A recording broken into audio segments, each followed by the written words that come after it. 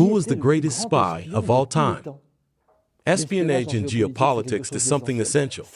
Knowing what your enemy wants to do, knowing what his intentions are, is absolutely decisive. So, as a result, there are specialists whose object is to pierce the intentions of the adversary, and in particular his next move on the chessboard of the world, who has excelled in this discipline, who has been the spy whose intelligence has been most decisive in the history of the world.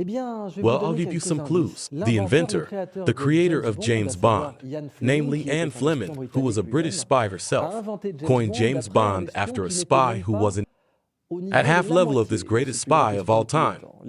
The spy who inspired James Bond was called Chko Popov alias Tricycle.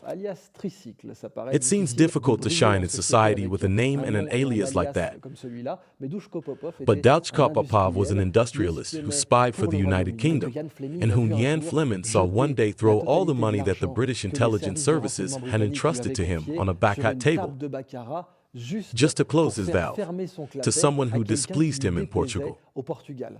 It was very dangerous, like Paris, throwing away all the money of a British intelligence service in the middle of a war, time of deprivation, ration coupon. It was obviously death.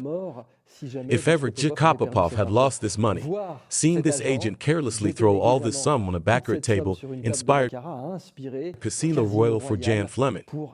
And yet Chko Popov in person, who will have had the elegance to go out with an actress called Simone Simon, and who had gone out with Jan Gabin. When you're a spy who can throw all his pay on a baccarat table and who incidentally seduces an ex of Jean Gabin, in general, you are placed on the map. And yet this spy is nothing compared to the other who is the greatest spy of all time. His alias was Ramsey, and his real name was Richard Sorge. We would say in French. Richard Sorge almost single-handedly won the Second World War. He is a super Soviet agent. He spies for Stalin. He spies for the Soviet Union. In reality, since the First World War, where he is injured, he fights for Germany, but he passes into the hands of a nurse whose father is a determined Marxist sympathizer. He somehow converts it, and Richard Sorge, or Buick, will start spying for the USSR. He passes diplomas, he recovers from his war wounds where he lost several fingers, and he passes a doctorate precisely in political science. He becomes a journalist. It's his cover, and he ends up infiltrating the German embassy in Japan, and there before the war started. Moreover, he has access to first-class information. Richard Sorge will provide Stalin with the vital information that the Germans will attack him by surprise in what will later be called Operation Barbarossa, and Stalin will not believe it. Stalin will repudiate this information of a borrow by saying that it is about Churchillian propaganda, and yes, at the time, England was fighting Nazi Germany alone in Europe, at least as a nation-state. Churchill did everything to open a second front with the Union of Soviet Socialist Republics. Churchill therefore thought this intelligence, Hitler will attack you at such a time, with so much division in such a place, was propaganda. He